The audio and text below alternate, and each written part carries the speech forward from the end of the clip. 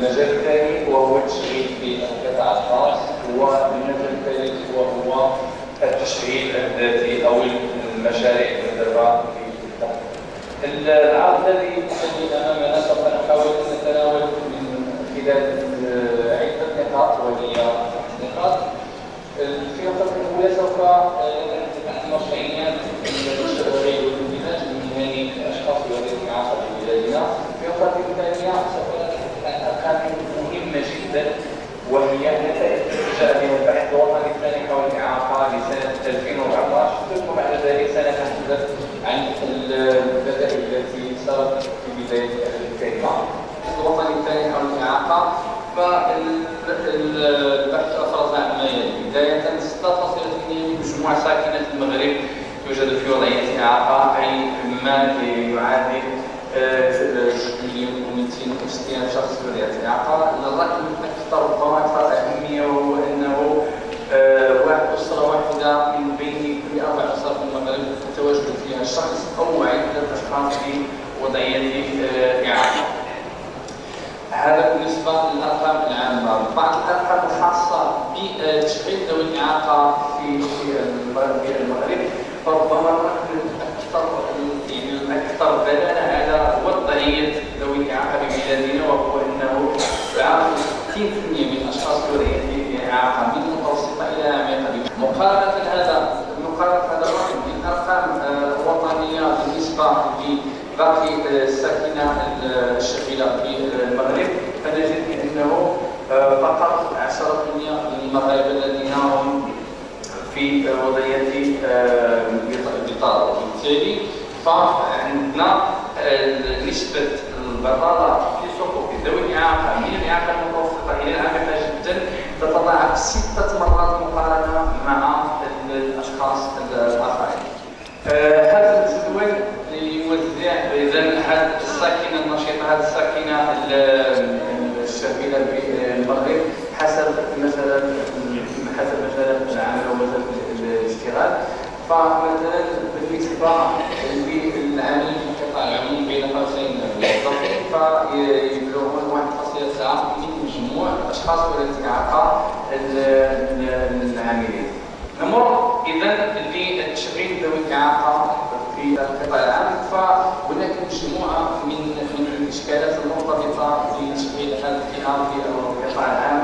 فهناك إشكالات كانت في البداية إشكالات قانونية مرتبطة بقوة النصوص التي كان معمول بها قبل 2016. إلى جانب هذا كانت هناك إشكالية كبيرة مرتبطة بعدم توفر الأشخاص ذوي الإعاقة على التكوينات وعلى الشواهد الضرورية والمطلوبة في سوق العمل. ربما مداخلة السيد مدير وكالة الوزارة والإعاقة الشغل والكفاءة قد أبانت عن هذا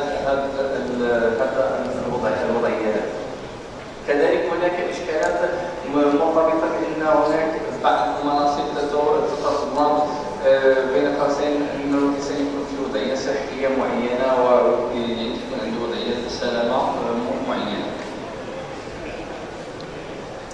فالحلول جاءت من خلال ما هو استراتيجي وما هو تشريعي. بالنسبة للسياسة العمومية لمدينة الوظيفة فوق الأشخاص ذوي الإعاقة، فقد جاءت في استراتيجية في راجعات المتعلقة بالتكوين والاندماج المهني، بأنه يجب أن وضع تدابير تنظيمية خاصة لوجود ذوي الإعاقة في الوظيفة العمومية، ويمكن لنا اعتماد ممكن ترجع مرحبا. لا شكرا. فلا إذا من بينها وضع نظام المباراة الموحدة الخاصة بالأشخاص في وضعية إعاقة. كذلك كان الإطار أكد ورسخ هذا الحق من خلال المادة 15. ففي هذا الإطار هذا تم إذن تعديل نصوص التنظيمية المعمول بها في مجال شهادة الأشخاص في القطاع العام، حيث تم التنصيص على نسبة 7% انطلاقا من المبارك التي يكون فيها من 8 مناطق مفروض. فقد تم تنسيق لأول مرة في المنظومة القانونية المغربية على تنظيم مباريات خاصة بالأشخاص ذوي الإعاقة يتبادلون فيها فيما بينهم على المناصب المخصصة لهم. كذلك تم إحداث لجنة وطنية دائمة على مستوى رئاسة الحكومة لتتبع هذا النوع من المباريات. إلى جانب هذا فقد تم إصدار قرار للسيد وزير الإصلاح الإدارة والوظيفة العمومية، والذي هذا القرار هذا الذي أسس المباريات الخاصة بالأشخاص ذوي الإعاقة في الهيئات المشتركة ما بين الإدارة. وفعلا بناء على هذا القرار هذا تم تنظيم في السنة الماضية في جانفير السنة الماضية أول مباراة خاصة لأشخاص ذوي الإعاقة تبالغ منها حوالي أزيد من 900 شخص ذوي الإعاقة حاملين شواهد الإجازة على 50 منصب. إلى جانب هذا فيتم العمل حاليا على تنظيم مباراة خاصة برسم القانون المالي لسنة 2019، والذي سوف يتبارى هذه السنة أشخاص ذوي الإعاقة حاملين الشواهد التكوينية والتبيينية على 200 منصب من تقني إلى متصرفين من الدرجة الثانية.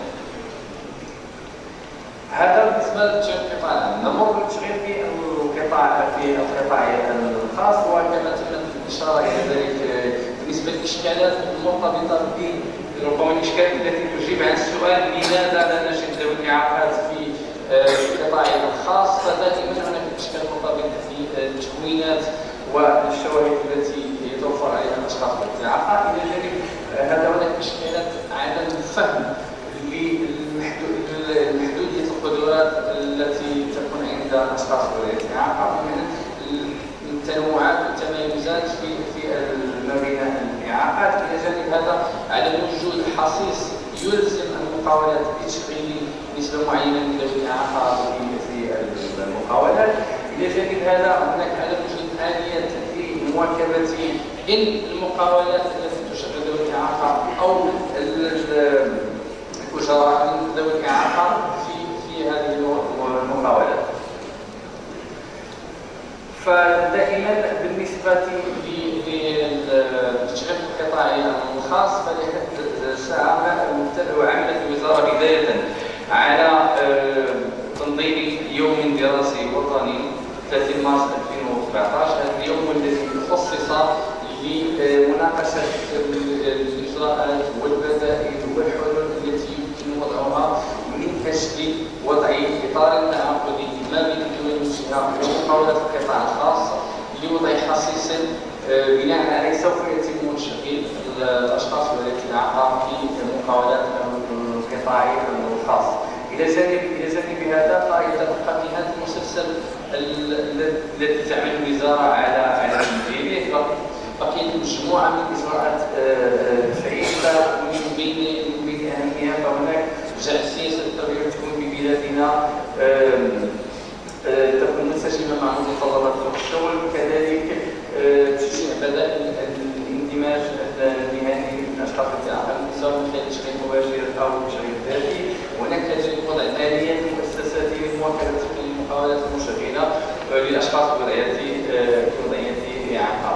كذلك هناك وضع برنامج من قبل الوكالة الوطنية للإنتاج والتشغيل والكفاءات في مجال الاندماج المهني للأشخاص بوضعية إعاقة يقوم بمهام الرصد والمواكبة والوساطة. إلى جانب هذا إشراك الفاعل المدني جمعيات المجتمع المدني يجب أن تنخرط في مسلسل الاندماج المهني ذوي الإعاقة في القطاع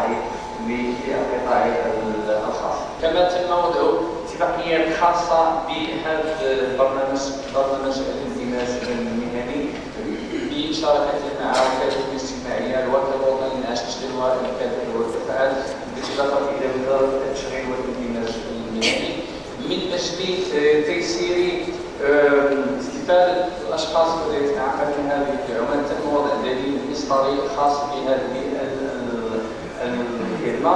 أمامكم الشروط أو المعايير المطلوبة من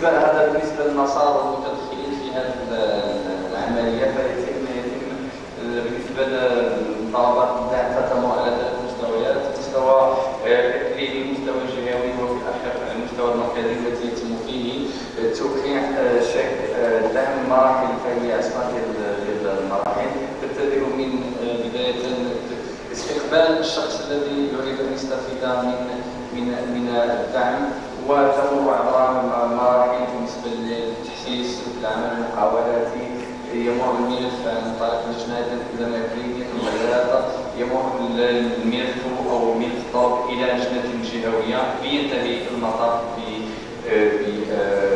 بتوقيع الصك الدعم. ربما آخر جدادة وهي عدد المستفيدين لحد الساعة من هذا البرنامج، فوصل أزيد من 1207 مقاول، 1207 مشروع مدير للدخل. بالنسبة لذوي الإعاقات الذهنية فبلغت نسبة استفادتهم من هذه الدعومات 12%، أي 79 مشروعا. كانت هذه آخر جدادة المتعلقة أيضا بالمنظومة التي يتم وضعها من أجل تتبع وتقييم عملية الدعم. فهناك تقارير مؤسساتية بالتعاون الوطني التي يقوم بتوفير الخدمة على المستوى المحلي. هناك تقارير كذلك لجان مشتركة للزيارات الميدانية التي يتم القيام بها لحاملي هذه المشاريع. وأشكركم في الختام على Merci Brahim. Et on passe au deuxième intervenant, le président du ministère de l'Éducation nationale, formation professionnelle de la recherche scientifique, si Elsa Abouani, chef de division de génie statistique. À vous la parole.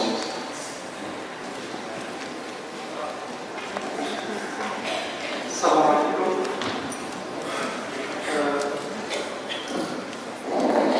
أود في البداية أقدم جزيل الشكر لجامعة محمد الخامس لتنظيم هذا اليوم، وكذلك للدعوة الكريمة.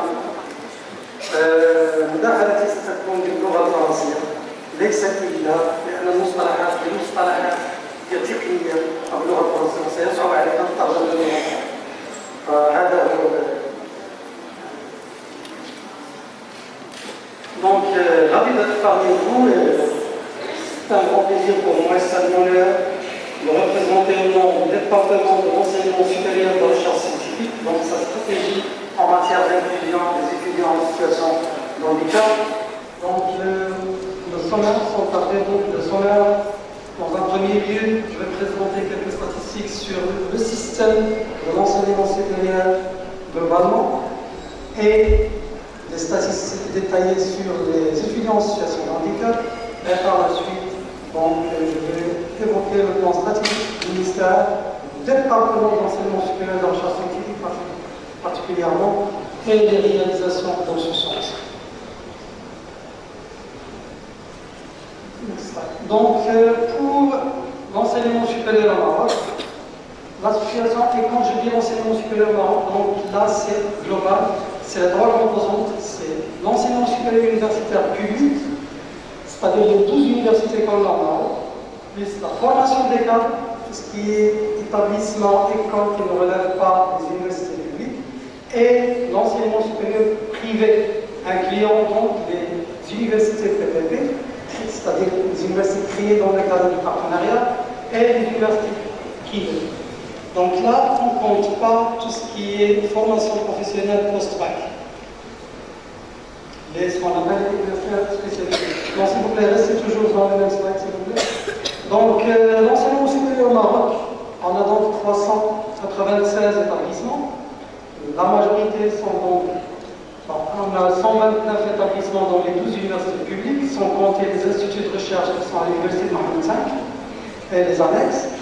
Et donc 73 établissements de formation des cadres, 3 à Hawaï, 31 dans les universités créées dans le cadre du partenariat public-privé, et 160 établissements universitaires privés, incluant donc les 23 établissements qui appartiennent à 5 universités privées. En termes d'effectifs, globalement, donc, on a 961 000 étudiants qui sont majoritairement dans le système public, dans les universités publiques. Comme vous voyez, donc 91% sont dans les 12 universités publiques. Pour les diplômés, donc, on a à peu près 133 000. Encore, ce sont les universités publiques qui produisent la majorité, avec 85%, et les enseignants, on a un global de 19 663, et là on ne parle que des enseignants permanents, on n'inclut pas ici les vacataires, parce que les vacataires travaillent en partiel, etc.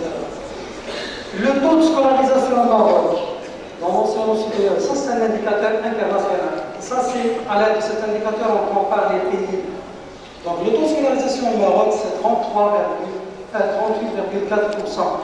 Et heureusement que le Maroc a réalisé des réalisations très importantes dans les 4 années. Et actuellement, on est dans la moyenne mondiale. On vient d'atteindre la moyenne mondiale qui est de l'ordre de 38,04%. Et cette année, c'est pour la première fois que le Maroc est au-delà de la moyenne des pays arabes. Donc pour les étudiants en situation de handicap, next slide, l'autre. Voilà, c'est là. La question combien d'étudiants en situation de handicap on a dans le système d'enseignement supérieur. De toute façon, c'est une question qui est très délicate. Pour la simple raison, l'ensemble des études, que ce soit à l'échelle nationale ou à l'échelle internationale, font face à la même problématique qui est la fiabilité des données qu'on collecte à la fin. Pour la simple raison, il y a des paramètres qui influencent, si vous voulez, les résultats, qui sont d'ordre majoritairement culturel. Il y a d'autres problèmes techniques, mais majoritairement c'est culturel. Et il y a un problème, même chez la personne en tant que telle, de se déclarer en tant que une personne en situation de handicap, vu les stéréotypes qu'on a dans nos sociétés. Donc ça c'est un problème majeur. C'est pour cela on a essayé, ça fait 3 ans de travailler avec les universités pour essayer de mettre plus d'efforts sur ce paramètre. Donc actuellement les statistiques qu'on a, vous allez voir, on n'a pas très bien. Donc on a 3613 au Maroc qui sont à l'enseignement supérieur. Majoritairement, ils sont au système universitaire. 99% sont dans le système universitaire public. On a juste 37 qui sont dans la formation des cadres et les universités PPP et les universités et établissements privés. C'est-à-dire que l'université publique, c'est elle qui fait plus d'efforts dans ce sens. Mais combien elle représente globalement dans l'effectif des étudiants? Malheureusement, elle représente juste 0,38% de l'ensemble des étudiants d'enseignement supérieur au Maroc, même pas 1%. Alors que dans la population, comme ce qu'a dit Ibrahim, représente 6%. Les handicapés représentent 6% dans la population. 0,8, alors que chez nous c'est 0,38. Donc là on trouve qu'ils ont pas mal de problèmes d'avoir accès à l'enseignement supérieur. Pas à l'enseignement supérieur parce que le problème, nous il n'y a pas de problème, ils ont accès 6 ans au baccalauréat. Donc c'est dans le système d'éducation globalement. Et l'éducation nationale, j'avais une discussion avec un collègue, ils ont à peu près aux alentours de 6 000 et quelques. Ils ont des doutes sur les statistiques, mais même si on dit 10 000, c'est-à-dire s'il arrive 3600, c'est-à-dire qu'il sait bien comment il y a un taux de réussite de 30% qui est supérieur au taux national, qui est aux alentours de 24%. C'est-à-dire que les étudiants en situation de handicap font mieux que les étudiants qui ne sont pas en situation de handicap. Donc si vous voyez, l'auditif indépendant des autres handicaps, c'est 71%, le visuel c'est 25%, et le moteur c'est 18%. Ces pourcentages ne devraient pas sommer à 100%, parce que c'est interdimensionnel. Quand on dit auditif, il peut être auditif et moteur. Donc on a 71% auditif, 25% visuel et 18% moteur. De ces étudiants qui sont en situation de handicap, 470 bénéficient sont résidents dans les cités universitaires, ils bénéficient des restaurants. Les 470 par rapport au total qui est de 3600 représentent 13,1%. ils sont plus présents que les étudiants qui ne sont pas en situation de handicap. Parce que les autres représentent celles qui bénéficient des résidences universitaires, c'est 5,7.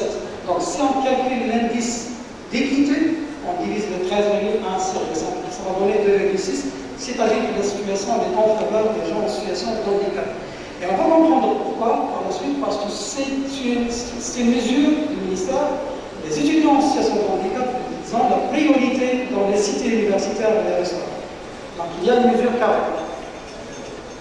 Maintenant, next slide, s'il vous plaît. Next. Ça, c'est la structure de la population des étudiants en situation de handicap dans le système universitaire public. Donc, si vous voyez par cycle, et quand je dis cycle normal, c'est toujours le premier diplôme. C'est la licence, c'est la médecine, c'est le diplôme d'ingénieur, c'est toujours le premier diplôme. Et ça, ce sont des normes internationales. Donc, le cycle normal, c'est 90%. Et dans le master et le doctorat, c'est 10%. C'est la même structure que les étudiants qui ne sont pas en situation de handicap.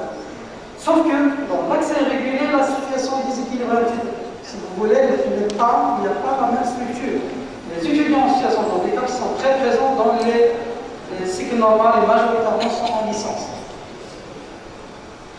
Par champ disciplinaire, quand on dit champ disciplinaire, c'est droit, économie, sciences, lettres, sciences humaines. Donc, par champ disciplinaire, on constate que la structure est respectée entre les étudiants en situation de handicap et les étudiants qui ne sont pas en situation de handicap.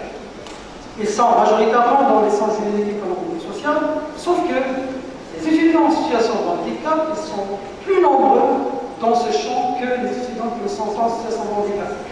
La remarque qu'on peut faire, c'est qu'ils ne s'inscrivent pas dans les sciences et dans les établissements à accès réguliers. Ils sont moins présents que les étudiants qui ne sont pas en situation de handicap. Next slide, s'il vous plaît. Pour les diplômés qui sont en situation de handicap, les diplômés de 17-18, année 2017-2018.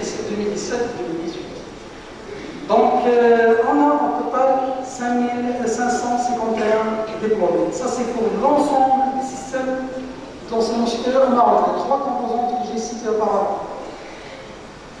L'universitaire, à lui seul, il a produit 533, donc 18 dans le reste des autres composantes.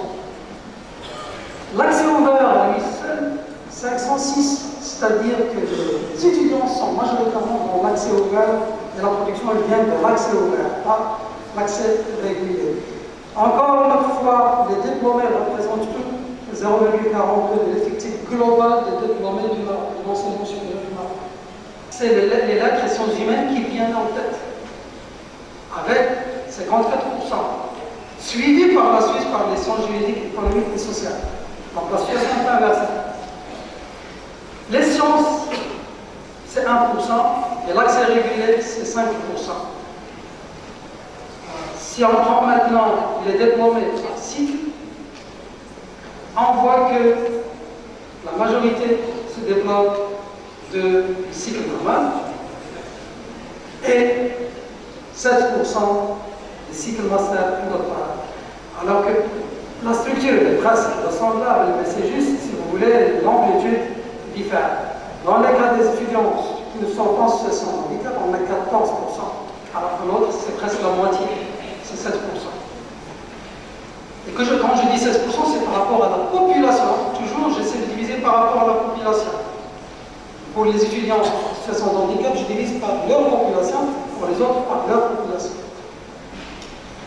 Pour comprendre ce qui arrive à ces étudiants, on a essayé d'analyser, si vous voulez, leur vécu dans le système d'enseignement supérieur. Et on a pris une cohorte qui s'est inscrite en 2013-2014, toute la cohorte, toute la population, qui est de l'ordre de 34 nouveaux inscrits. Et on a essayé de la suivre dans le temps, pour voir comment ils réagissent dans le système et comment ils vivent les événements éducatifs dans le système. Donc, la population dans la C30-340, c'est, comme j'ai dit, c'est la totalité de la cohorte. Le pourcentage des filles représente 46%. Elle est proche à la moyenne nationale, qui est de l'ordre de 49%. Parce qu'on a constaté que globalement, la cohorte, de cette cohorte, il y a juste 38% qui vont avoir le diplôme. La structure en termes de genre, elle est respectée. Les filles encore en situation de handicap performent mieux que les garçons en situation de handicap. C'est la même chose que chez les étudiants qui ne sont pas en situation de handicap. Les filles performent plus que les garçons. Et ça, c'est international, pas juste au Maroc.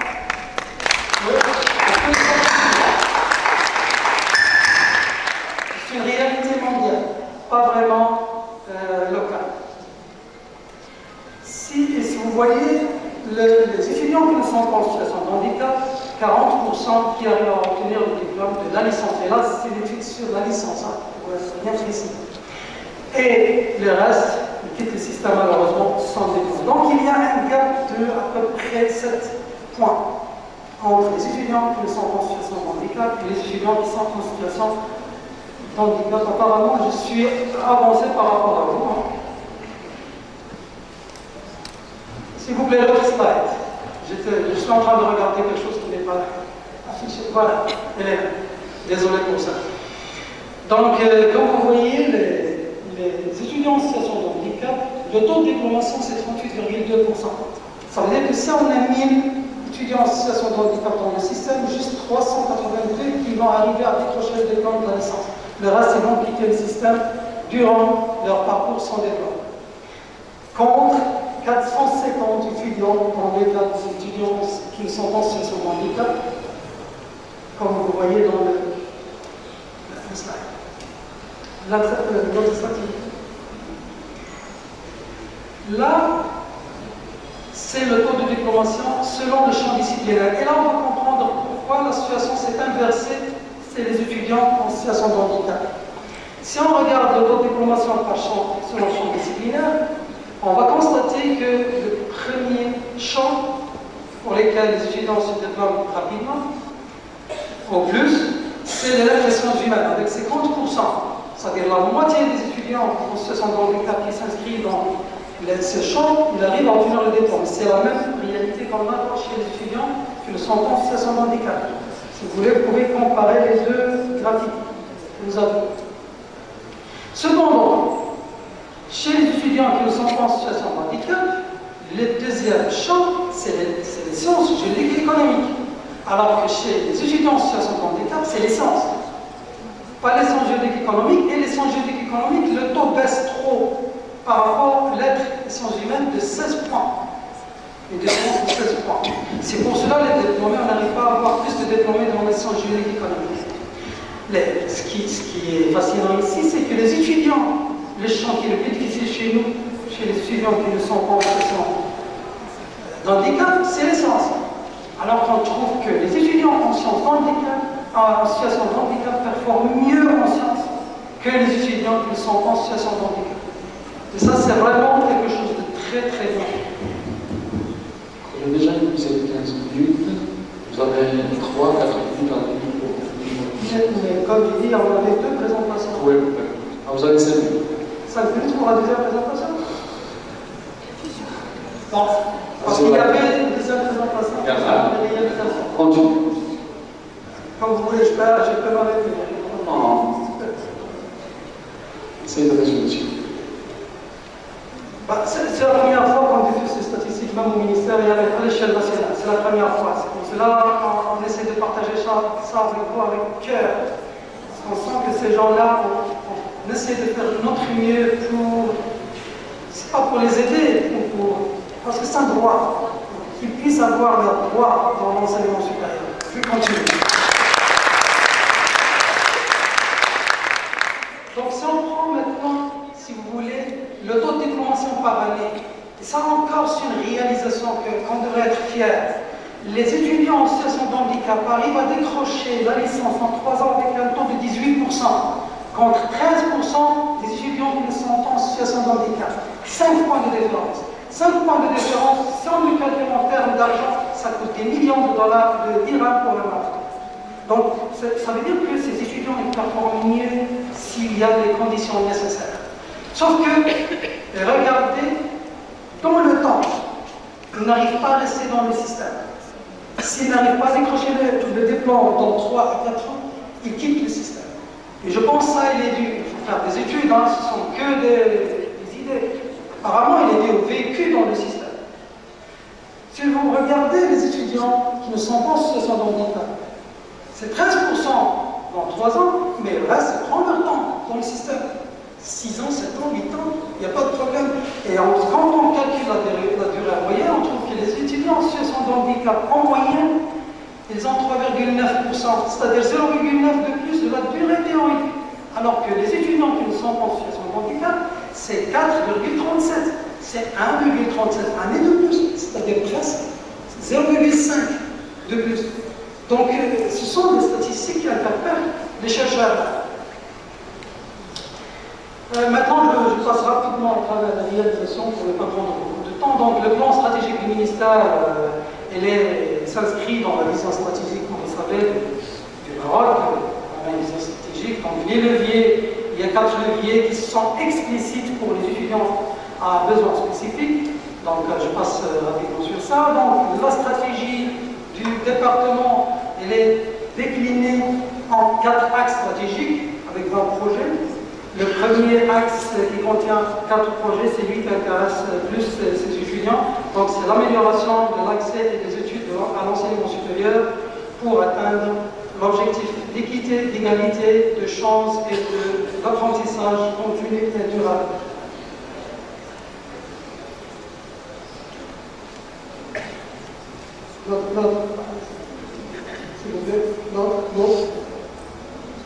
Très bien, merci. Et donc, un mot à dire, c'est que toute la stratégie pour tous les étudiants marocains, donc incluant ces étudiants, mais ces axes qu'on va citer, c'est qu'ils sont explicites pour ces étudiants. Notre stratégie. Donc, il y a l'axe stratégique 1, on parle d'amélioration de l'accès des études à l'enseignement supérieur pour atteindre l'objectif d'équité, d'égalité, etc. Donc, il y a un projet 3 qui est la mise en place d'un système d'éducation inclusive au profit de personnes en situation de handicap ou à besoins spécifiques. Donc, on a 2 objectifs. Objectif 1, c'est faciliter l'accès à l'enseignement supérieur aux personnes en situation de handicap. Il y a des mesures préconisées, telles que la réhabilitation des infrastructures existantes, afin d'assurer leur adéquation avec les besoins des étudiants, des enseignants et des administratifs en situation de handicap. Il y a la prise en considération de la dimension personnes en situation de handicap. Il y a la mise en place de mécanismes d'accompagnement de ces étudiants. Et il y a l'objectif 2, qui est garantir l'intégration des personnes en situation de handicap ou en situation particulière dans le but de faciliter leur réussite. Et il y a des mesures telles que la formation des enseignants, des administratifs pour... Next slide, s'il vous plaît. C'est pour cela que je vais le Très bien. On est donc dans l'objectif 2. Donc, comme j'ai dit, les mesures, la formation des enseignants, des administratifs, l'intégration de la dimension handicap dans tous les projets et les programmes éducatifs, et la mise en place de mécanismes d'établissement et de renforcement de la dimension participative. Notre slide, s'il vous plaît. Très bien. Donc, les réalisations. Monsieur le secrétaire général aujourd'hui a cité pas mal de réalisations. Donc, je ne vais pas revenir sur ces réalisations, donc je vais ajouter d'autres réalisations qui ont été menées par le département de l'enseignement supérieur. Donc, il y a l'intégration de la mise en place des accessibilités dans tout projet de construction. Donc, c'est l'obligation actuellement. On les met dans les cahiers de charge. Donc, ça, c'est tout nouveau projet, il doit avoir les accessibilités. Il y a la réhabilitation de 42% des infrastructures des établissements existants. Je sais bien que 42% c'est rien, mais c'est tout un effort. C'est tout un effort qu'on a fait. La création ou la réhabilitation de 80% des infrastructures des cités universitaires, des restaurants. On a passé actuellement à 148 unités qui a des accessibilités. Il y a la création des centres de développement de qualification fonctionnelle des étudiants, Career Centers, qui est un espace d'échange avec les différents acteurs du marché de l'emploi. Et on prévoit de généraliser l'expérience à toutes les universités marocaines. L'aménagement et l'accessibilité physique aux Career Centers sont élaborés dans le respect des normes d'accessibilité.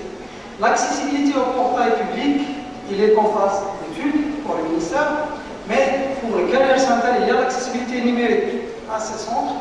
Donc il y a des contenus, ou les contenus de GEPO, du Carrière Center virtuel, ont été adaptés de façon à les rendre accessibles aux personnes en situation de handicap.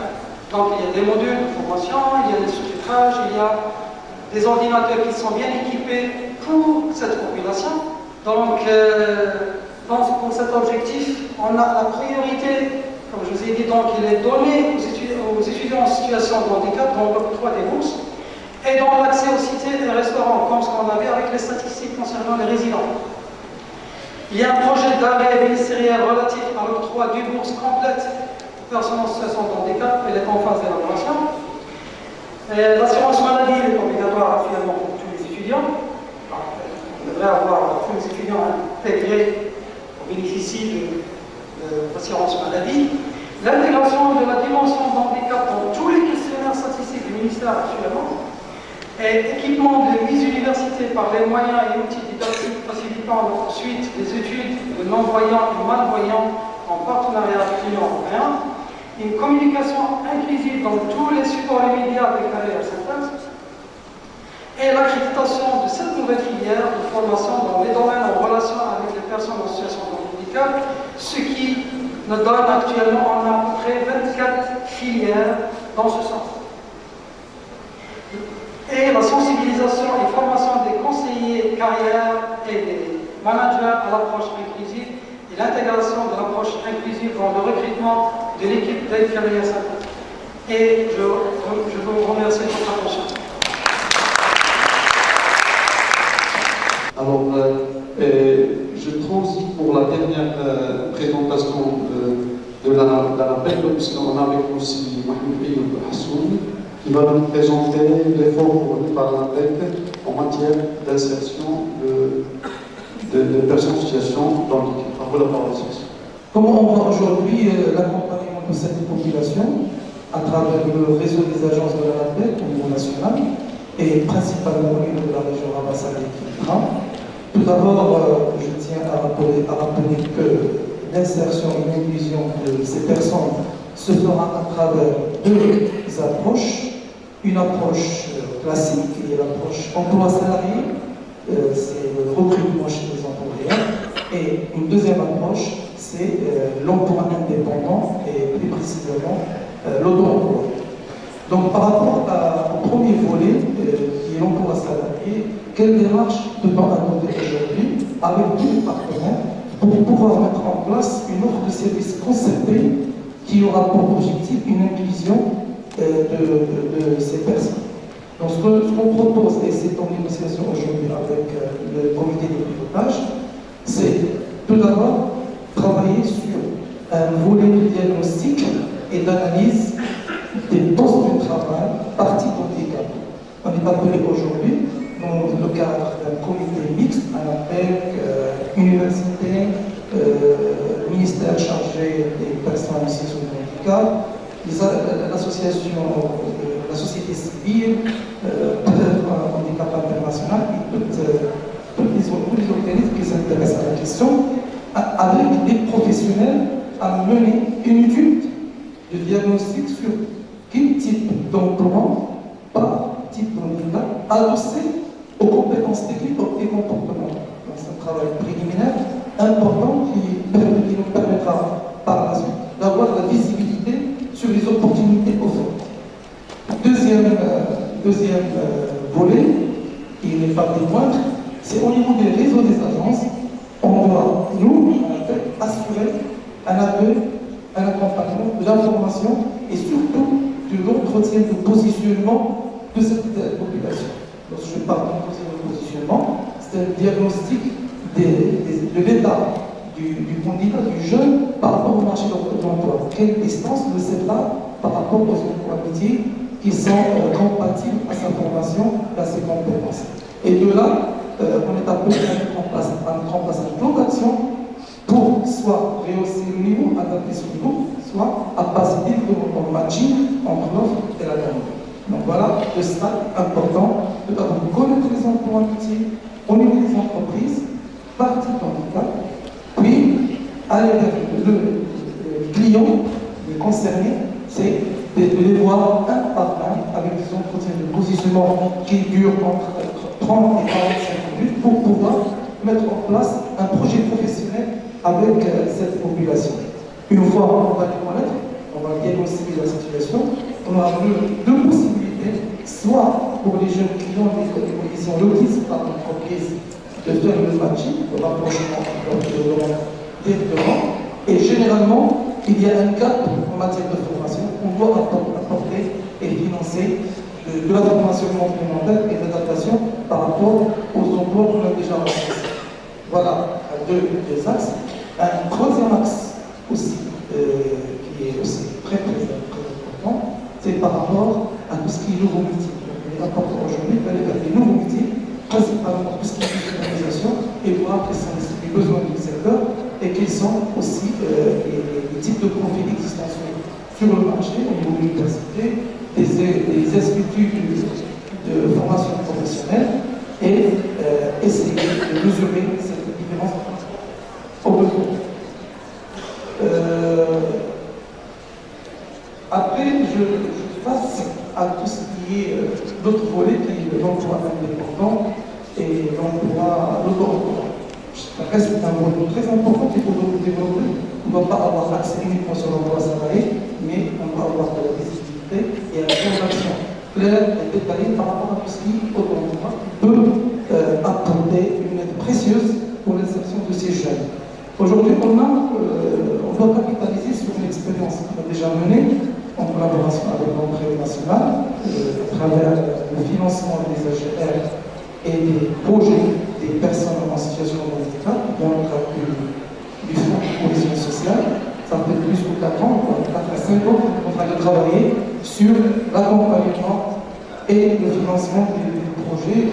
Bien qu'au niveau de Rama, on a dépassé la première projet jusqu'à 200 projets qu'on a pu financer au niveau national.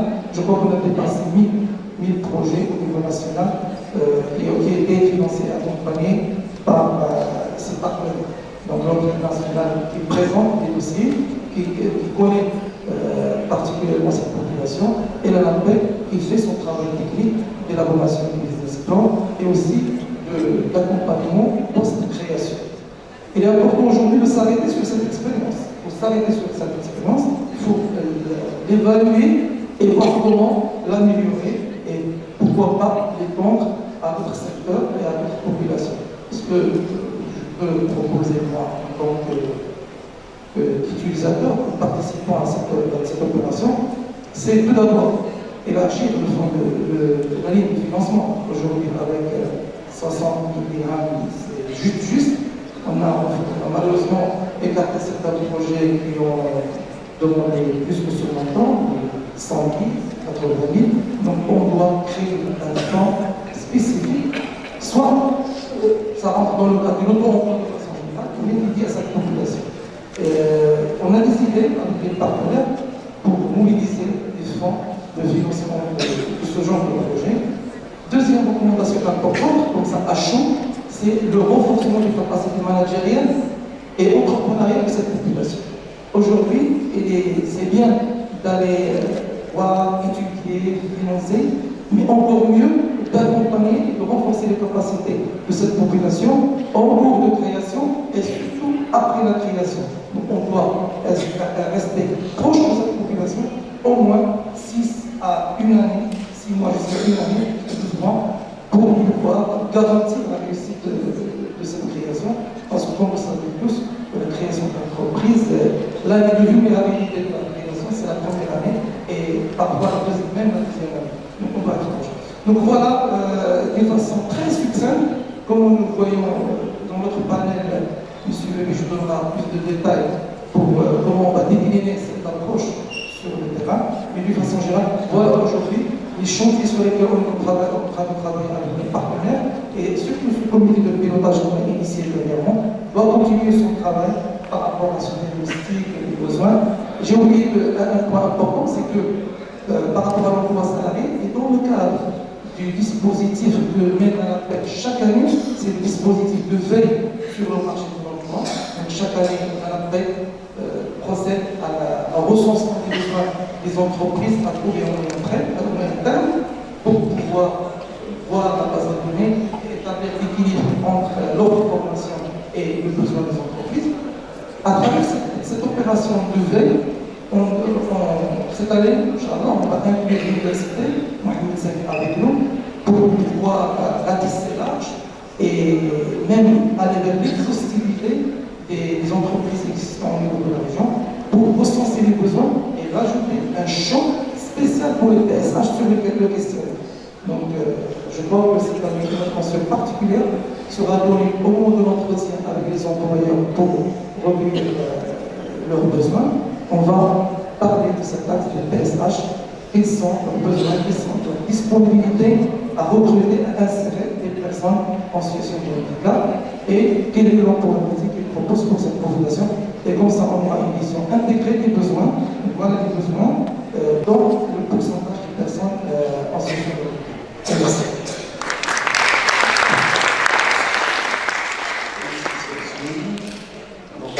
La parole est dans le salle. Il nous reste à peu près moins d'une minute. Je vous remercie pour vos interventions. Alors, 2, 3 questions. Des questions? Oui. Thank you very much for the presentation. And just I have a question concerning, how to manage. When you give them this money, did you give him personally or through the organization? This is one question. The other question, did the student or this person have something like a business model? They give you something like what is the project and then what is the result? And how did you follow up with him? This is just very, very important to find out because in the previous presentation this morning, you mentioned something about, provide some economic source for this student or for these people. So if you use this kind of following up with them with this kind of project, how did you manage it? How did you give them the money? And who gives them the money? Is this a loan or just just give them, just provide them with this money and that is it? I have to understand, this kind of situation. Thank you. You're welcome. Merci, Monsieur le Doyen. Fidélité, je suis professeur à l'Université de Rabat. Je remercie les trois intervenants pour l'information pertinente et en tant que formateur très interpellé par ce qui vient d'être dit et par les thématiques importantes.